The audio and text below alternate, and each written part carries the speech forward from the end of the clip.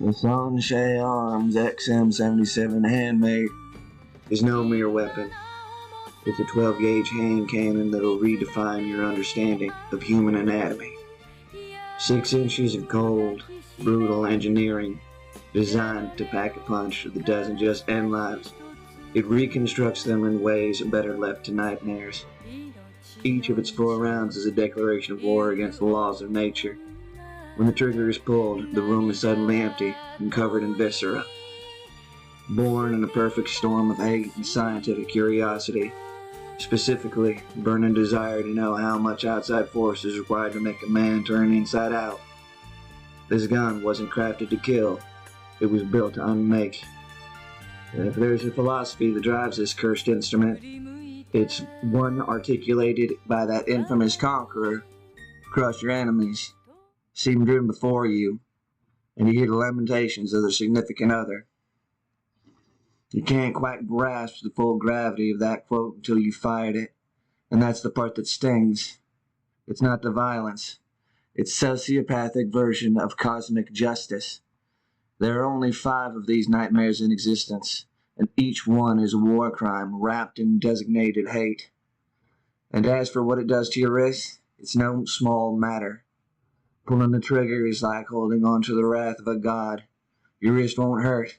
It'll remember this betrayal forever. It'll be forever changed. As if just to make it clear, love, the god of creation, witnessed what humanity wrought with the handmaid, and in her infinite mercy, gave the gunsmith of the 6th handmaid an aneurysm, leaving him to die with the kind of divine grace that could only be described as cursed redemption. Love loves you, but don't think she's kind, and nobody claimed she was good. But these guns are out in the world, turning perfectly headed people into the non-headed kind, as if the mortal coil could so easily be unraveled. As they get passed from one criminal hand to the next, they leave behind a trail of emptied rooms, a smell of burnt gunpowder, and the occasional disembodied corpse. In fact, this weapon's primary purpose is simple: to ruin the day of any hotel maid unlucky enough to work in that particular part of the city. In fact, by the time some PI comes stumbling into the case, he'll wrap it up in an almost anticlimactic, nihilistic monologue pondering the futility of life, while still staring at the body that doesn't look like it ought to exist. And as for the wielder of the weapon, this is a man who steps into a room, levels a gun, and fires with the kind of certainty that only comes with the effective range of a roundhouse kick. It's not just a shot, it's a statement.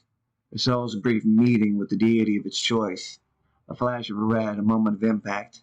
But for the person behind the gun, the truth settles in afterward. That fleeting moment of victory, it'll be chased by realizations that the world does not care. And it's as if to remind them of a price their wrist will swell with agony, and they'll find themselves needing a brace for the rest of their life.